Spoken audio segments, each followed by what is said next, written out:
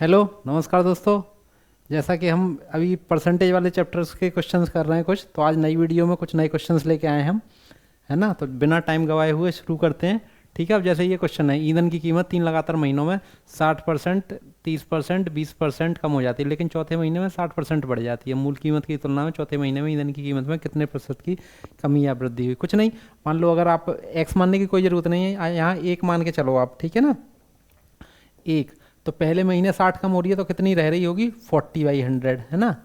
अगले महीने 30 कम हो रही है तो कितनी रह रही होगी? 70/100, ठीक है। अगले महीने उससे 20 कम हो रही है तो कितना हो रही होगी? 80/100, है ना। और फिर अगले महीने 60 बढ़ रही है तो कितनी हो रही होगी? 160/100, ठीक है। अब हम इसको बस सॉल्व करना है, हमें हमें हमारा आंसर मिल जाएगा 4 4। अब हमें क्या करना है? बेसिकली इसका मल्टीप्लाई करना है, यानी कि मतलब 64 मल्टीप्लाई बाई 56 अपॉन में अपना है 100 × 100, ठीक है। 64 और 56 का मल्टीप्लाई करूँगा तो मुझे मिल जाएगा 4 और 36 358 358, है ना, अपॉन में ये, है ना। क्योंकि मैं एक मान के चला था, अगर ये करूँगा मैं तो, और परसेंटेज फॉर्म में लिखना है मुझे, तो एक ही 100 लिख लूँगा, है ना। या मैं इसको ऐसे लिख सकता हूँ कि ये अल्टीमेटली इतना बचेगा, क्योंकि परसेंटेज लिख रहा हूँ तो यहाँ भी एक 100 आ जाएगा ना परसेंटेज वाला, इस वजह से, है ना। मतलब एक लेके चले थे और हमें इतना, मतलब 100% लेके चले थे, या ये मान लो आप 100% लेके चले थे, इतना मिल गया, तो कम कितना हो गया? तो जाहिर सी बात है 100 में से इसे माइनस कर लेंगे तो मुझे मिल जाएगा 64.16। चलो आगे देखते हैं। एक गांव की जनसंख्या 1,30,000 थी, वर्ष 14 में इसमें 10% की वृद्धि हुई तथा दूसरे वर्ष में 25% की वृद्धि हुई। 2 वर्षों के बाद इसकी जनसंख्या पहले वर्ष की तुलना में अधिक है। अरे सिंपल सी बात है, जो भी थी पहले बार 10% बढ़ रही है ना। 11/10 हो रही है पहली बार, है ना, एक्स मान लो तो। और अगली बार कितना हो रही है? 25, मतलब 5/4 हो रही है ना। मैं कह सकता हूँ कि ये हो रही है वो 55/40, या मैं इसको लिख सकता हूँ 11/8, मतलब समझ रहे हो ना। अब चाहे मैं उसको पहली साल ये होता, चाहे ये दूसरी साल ये होता, ठीक है ना, लेकिन कोई फ़र्क नहीं पड़ेगा। तो अब 8 से 11 हो रही है ना। तो 8 की वैल्यू दे रखी है उसने 130, है ना। हमें कितना चाहिए?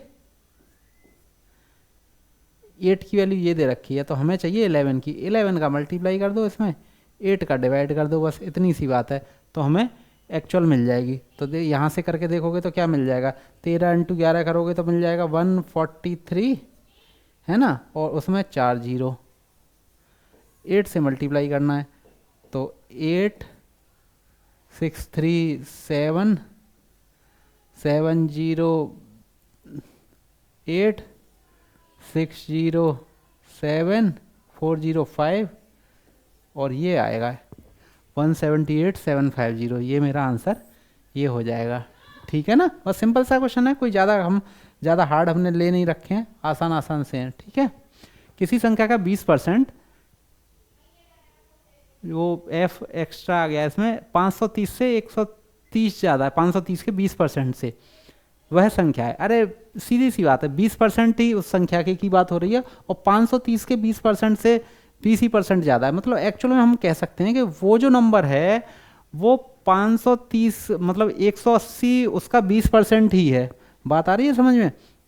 क्योंकि 530 के 20% से वो 180 ज़्यादा, 20% की हम बात कर रहे हैं, तो ठीक है ना। अब ये क्या हो जाएगा कि 530 का 20%, है ना। अब मैं बेसिकली कह सकता हूँ, अगर मैं यहाँ ये निकाल लूँ कि 180 किसका 20% है, तो मुझे यहाँ से पता चल जाएगा ये तो 900 का है ना। 1/5 होती है, तो 1/5 जब 180 के इक्वल है तो 1 की वैल्यू कितना हो जाएगी? 900। हाँ, तो किसी संख्या का 20%, 530 के 20% से 180 अधिक है, तो सीधी सी बात है उस 530 में मैं ये नंबर जोड़ दूँ 900, तो मुझे वो नंबर मिल जाएगा। बात आ रही है समझ में? भाई नंबर तो वही दोनों तरफ 20-20% था ना। अब वो ये कह रहा है उस नंबर का भी 20%, 530 के 20% से उतना ज़्यादा है, तो वो जितना भी ज़्यादा है मैं उसी नंबर का वो 20% कौन से नंबर का है वो निकाल के और 530 में ऐड कर दूँ तो मुझे वो आंसर मिल जाएगा अपना 1430। ठीक है ना, सिंपल सा है, कोई ज़्यादा नहीं। आगे चलें, कोई चीज़ ना समझ में आएगी तो मुझे बताएंगे, हम फिर से रिपीट करेंगे। ठीक है, संख्या को 50% बढ़ाने पर 3720 प्राप्त होता है। संख्या सिंपल साइज में तो कोई दिक्कत नहीं है कि मतलब 3 की वैल्यू दे रखी है तो मैं 3720 2 की बतानी है।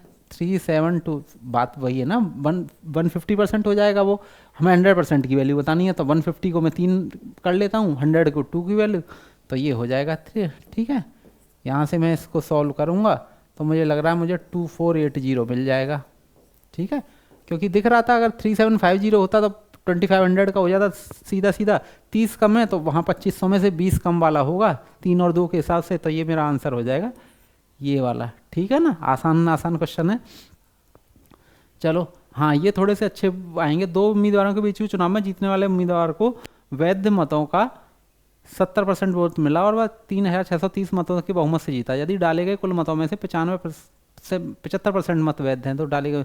अच्छा सीधा कोई बात नहीं, देखो हम ये मान के चलते हैं टोटल वोट कितने थे, क्योंकि इतने से जीता है वहाँ उसका 70 मिले हैं, तो इस बार हम यहाँ टोटल का बेटा, क्योंकि हमें 75 का 70% निकालना पड़ेगा तो हम 100 ना मान के मैं क्या करता हूँ, मैं इस बार टोटल वोट मान लेता हूँ 400, क्योंकि मुझे अभी इसका निकालना है 75% है ना, 75% है ना वैलिड वोट, तो 400 का 75% होगा 300 है ना। ठीक है, ये 75% अगर मैं करूं, अब इसमें से इसको मिले हैं 70% जीतने वाले को और हारने वाले को 30% है ना, तो ये कितना हो जाएगा 210, और यहाँ मिले इसको जो भी मिले तो इसके मुताबिक हो जाएंगे 90। अब ये कह रहा है कि ये जीता जो है, यानी कि इन दोनों का जो डिफरेंस है हमारे मुताबिक तो 120 है, क्वेश्चन में दे रखा है वो कि 3630 के बराबर है, तो डाले गए मतों की कुल संख्या बताओ है ना। डाले गए तो कितने थे, ये वाले है ना, तो हमें 120 की वैल्यू ये है, तो हमें तो 400 की वैल्यू बतानी है, तो 400 = 363/12 × 400। जब मैं इसे सॉल्व करूँगा तो मुझे क्या मिल जाएगा 3 है ना, 1 2 1 ये मिल जाएगा जब सॉल्व करूँगा तो। ठीक है ना, आंसर आसान सा है, ऐसे जल्दी जल्दी कर देंगे, हमें जल्दी करना होता है बेटा, क्वेश्चन टाइम बचाना होता है बहुत जल्दी। ठीक है, एक फल विक्रेता अपने पास मौजूद संतरे का 45% और एक संतरा एक ग्राहक को बेचता है, फिर वह बचे हुए संतरे का 20% और 2 और संतरे दूसरे ग्राहक को बेचता है, फिर वह बचे हुए संतरे का 90% तीसरे ग्राहक को बेच देता है और उसके पास अभी भी 5 संतरे बचते हैं। फल विक्रेता के पास शुरू में कितने संतरे थे। अच्छा बेटा, इसमें कैसे करेंगे, कुछ आ रहा है दिमाग में। एक्चुअल में इसमें एक चीज़ देखो, हमें 3 बार परसेंटेज निकालनी है। अगर मैं इसको x मान के चलूँ, x का पहले 45% निकाला है ना, फिर उसके बाद एक उसमें से माइनस किया, फिर 20% निकाला, फिर 2 माइनस किया, फिर 90% निकाला, फिर भी 5 बच गए। इसको परसेंटेज से करना मुश्किल हो जाएगा, हमें क्वेश्चन जल्दी से जल्दी करना होता है और सामदाम दंडभेद कुछ भी तरीका अपना के बस जल्दी से करना होता है। अब एक चीज़ देखो कि यहाँ मुझे ये 3 बार, पहली बार जब मैं निकालूंगा है ना, तो मुझे ऐसा नंबर देखना है कि उसका मैं कोई संतरा काट के तो बेचेगा नहीं, कभी मार्केट में तुमने संतरा काट के बेचा देखा है, नहीं देखा होगा। तो मैं सबसे पहले एक काम करूंगा कि मेरे पास ऑप्शन, ये क्वेश्चन ऑप्शन से करना सबसे आसान होगा, हमें कुछ भी करके क्वेश्चन जल्दी करना है बस। हम ऑप्शन देखो, इनमें से कौन सा ऐसा ऑप्शन है जो मैं 45% निकालने के बावजूद भी और मुझे जो मिलेगा वो एक पूरा नंबर मिलेगा है ना, पॉइंट में नहीं आएगी मेरी डिजिट। तो देखो इसका तो नहीं आ सकता, ये तो पहले ही खत्म हो गया, ये भी नहीं हो सकता, या तो ये हो सकता है ना, इसका 45% निकालूंगा तो मुझे 55 मिलेगा, और या ये हो सकता है इसका 45% निकालूंगा तो मुझे 54 मिलेगा, इसका 45% 54 होगा और मैं 120 में से वो माइनस करूंगा तो मुझे मिल जाएगा शायद 54 करूंगा तो कितना मिल जाएगा 66 शायद है ना ये। अब एक चीज़ देखो, ठीक है, अब मेरे पास दो, इनमें से कोई मेरा एक आंसर है। अब इसमें से पहले 45% निकाला तो ये बचा, इसमें से एक और बेच दिया उसने तो अब बचे 54 का दोबारा मैं 20%, अब 20% इसका निकालूंगा तो फिर से पॉइंट में आ गया, इसका मतलब ये मेरा आंसर नहीं हो सकता। मेरा आंसर कौन सा होगा, ये उतने में ही रुक जाना चाहिए। हम जो तरीका अपना रहे हैं वो बिल्कुल सही है, वो गलत नहीं हो सकता, लेकिन अगर आपको अपने दिल को तसल्ली देनी है, सही देखना है कि हम कर रहे हैं कि नहीं कर रहे, तो देखो 66 बचा, एक और निकाल दिया, फिर बचा 65। फिर 65 में से कह रहा है 20% बेचे, तो 65 का 20% हो जाएगा 13, है ना। 13 और बेच दिए, 13 के बाद 2 और बेच दिए, तो कितने बेच दिए? 15। अब बचे 50, 50 में से कह रहा है 90% और बेच दिए, 50 का 90% 45, यानी कि बचे 5, और कह रहा है फिर 5 संतरे बचते हैं, है ना। तो यही तो क्वेश्चन था, यही हमारा आ गया निकल के। तो मेरा आंसर इस केस में क्या होगा? 120। ठीक है, ऐसे करते हैं, हमें देखना होता है कि कौन सा तरीका फिट बैठेगा जल्दी से जल्दी क्वेश्चन करने के लिए। बस हमारी समझ में आ जाए, हमें किसी को समझाना थोड़ी है पेपर में, जब क्वेश्चन करना होता है तो बस हमारी समझ में आना चाहिए और हमें आंसर टिक करना है, बस ये हमारा एम होता है। ठीक है, चलो आगे देखते हैं। हाँ तो बेटा क्या ये क्वेश्चन है ना, देखा ना। ठीक है, अब इसको देखेंगे। टोटल वोट मान लेते हैं हम वही 100। अब इसमें से कह रहा है कि 2% ने तो वोट ही नहीं डाले, है ना, ये परसेंटेज है। तो कितनों ने वोट डाले? 98% ने। अब 98 में से ये कह रहा है कि इसमें से भी 500 वोट, है ना, इसमें से 500 वोट इनवैलिड हो गए, और ए और बी 2 लोग हैं, ए और बी। इसको फिर टोटल का मिले हैं 43%। तो बी को जो भी है और कुल डाले गए वोटों की संख्या, मतलब इस बार उसने हमसे इसकी वैल्यू पूछी है ना। बेटा एक चीज़ सोच के देखो कि ये 200 वोट से जीत गया, 43% मिले और 200 वोट से जीत गया। 2 लोगों ने तो वोट ही नहीं डाले हैं, है ना। अब एक चीज़ सोच के देखो कि ये 98% लोगों ने वोट डाले थे, ठीक है। अगर ये 500 वोट जो इनवैलिड हो गए हैं, अगर ये बी को मिल जाते, है ना, तो ये 200 वोट से जीता था ना, तो ये कुल मिला के बी के जो वोट हो जाते वो 500 अगर इसको मिल जाते, है ना, तो ओवरऑल का मैं ये कह सकता हूँ कि फिर ये टोटल वोट मिला के यही तो होते, या मैं ये कह सकता हूँ कि ये फिर 55% हो जाते, है ना। अब इस कंडीशन में क्या होता, पहले से ही इसके पास 200 वोट ज़्यादा हैं, है ना, और इन दोनों के परसेंटेज के बीच का डिफरेंस कितना आ जाता? 12%। 12% ये हो जाता, तो 200 ये माइनस हो, ये 500 में से मैं 200 घटा दूंगा, तो इनका एक्चुअल जीत का डिफरेंस क्या हो जाता? जो अब तक ये 200 वोटों से जीत रहा है, वो अगर 500 वोट इसको मिल जाते तो ये दूसरा वाला जीत जाता 500 माइनस 200, यानी कि 300 वोट से जीत जाता। बात आई ना समझ में? ये बात वही थी कि ये 500 वोट इनवैलिड हो गए थे, अगर ये ए की बजाय बी को मिल जाते तो वो जो 200 वोटों से हारा है, 200 वोटों से ना हार के 300 वोट से जीत जाता। परसेंटेज, क्योंकि टोटल 2% लोगों ने तो डाला ही नहीं, टोटल वोट ही पड़े हैं 98%, तो परसेंटेज के टर्म में मैं देखूंगा तो 43% इसको मिले, इसका मतलब बचे हुए फिर वो 55% इसी को मिल जाते। तो इन दोनों का जब मैं परसेंटेज का डिफरेंस निकालूंगा तो मुझे 12% मिलेगा, वो 300 के बराबर है। यहाँ से मैं निकाल लूँगा 1%, 1% जो होगा वो 25 के बराबर हो जाएगा, तो 100% हो जाएगा मेरा 2500 के बराबर। क्योंकि कितने परसेंट लोगों ने वोट डाले थे? 2 ने तो डाले ही नहीं थे, तो एक्चुअल में तो मुझे यहाँ 98 की वैल्यू निकालनी है, वो हो जाएगी 2450 के, और ये मेरा हो जाएगा आंसर। ठीक है बेटा, ठीक है ना। चलो आगे देखते हैं। ऑनलाइन में पढ़ाने का एक अच्छा वो होता है कि एक बार में ना समझ में आए तो उस चीज़ को तुम रिपीट करके दोबारा सुन लो, तो फिर अच्छा हो जाता है। ठीक है, अगर फिर भी ना समझ में आए तो हमसे बोलो, हम दोबारा बताएंगे, ठीक है ना। एक चुनाव में 2 उम्मीदवार थे, 10% मतदाताओं ने वोट नहीं किया, ये तो आसान सा है। 100, 10% ने तो वोट ही नहीं डाले, कितने बचे? 90, है ना। ये परसेंट, ये भी परसेंट, यहाँ 10% ने वोट नहीं डाले।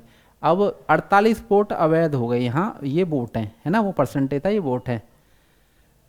जीतने वाले उम्मीदवार को सूची में सभी मतदाताओं के 53% मिले। अब ये मान लो ए और बी हो गए, इसको 53% मिले हैं, है ना, इसके, है ना, और वह 304 वोटों से जीत गया। मान लो ये ए था, ये बी था, और ये इसके पास कितना है? 304 वोट ज़्यादा हैं। अब जैसा पिछले क्वेश्चन में किया था हमने वही करेंगे कि ये 48 वोट इसको मतलब वैलिड ना मतलब इनवैलिड ना होके बी को मिल जाते, तो इनकी ये तो एक तो इसके बराबर हो जाता टोटल, है ना, फिर जोड़ जो टोटल बड़े हैं मतलब वो हो जाता कितने के बराबर? 37 के इक्वल, है ना। अगर ये 48 वोट इसको मिल जाते तो फिर इनकी हार का डिफरेंस क्या हो जाता? 304 में से 48 कम हो जाते तो कितना हो जाता? मुझे लगता है 256 हो जाता, है ना। और परसेंटेज की टर्म में ये कितना हो जाता? 16% के बराबर हो जाता। 256 16% के इक्वल हो जाता। तो मैं 16 256 होता है, 1% की वैल्यू कितनी हो गई मेरी यहाँ से? 16 के बराबर। तो क्या पूछा है कि 100% कुल दर्ज वोटों की 100% की पूछी है, तो कितना हो जाएगा बेटा 1600। ठीक है, पिछले के जैसा ही है, आसान है, एक बार समझ में आ जाएगा तो फिर हम कर लेंगे, कोई समस्या वाली बात नहीं है। ठीक है, यदि एक संभावित त्रिभुज की भुजा में 34% की वृद्धि की जाए तो इसका क्षेत्रफल कितने प्रतिशत बढ़ जाएगा। बेटा ये वही टाइप का क्वेश्चन है जो हमने पहले आपको बताया था सॉरी, कि यहाँ ये जो होता है इक्विलेटरल ट्रायंगल, इसकी एरिया का अगर हमें निकालना हो तो फॉर्मूला होता है √3/4a²। अब एक चीज़ देखो कि पहले कुछ एरिया है 34% बढ़ गया तो कितना फ़र्क आ जाएगा। आगे जो कांस्टेंट का मल्टीप्लाई हो रहा है वो तो कांस्टेंट ही रहेगा, उससे तो कोई फ़र्क पड़ेगा नहीं। अल्टीमेटली मैं जो 34% बढ़ रहा है उसका ही फ़र्क देखूंगा। तो मैंने एक शुरू में आपको फॉर्मूला बताया था पिछली वीडियो में कि इस टाइप के क्वेश्चंस को हम ऐसे भी कर सकते हैं कि x + y जो भी डिफरेंस है प्लस xy/100, जो अंतर आएगा वही हमारे आंसर के इक्वल हो जाता है इस कंडीशन में। तो यहाँ 34 है तो 34 + 34, और 34 का मैं मल्टीप्लाई 34 × 34 करूँगा तो मुझे कितना मिल जाएगा, तो कितना होता है, आई थिंक 34 × 34 कर लूँगा तो 30 13 102 13 11 1156 है ना, 1156। ठीक है,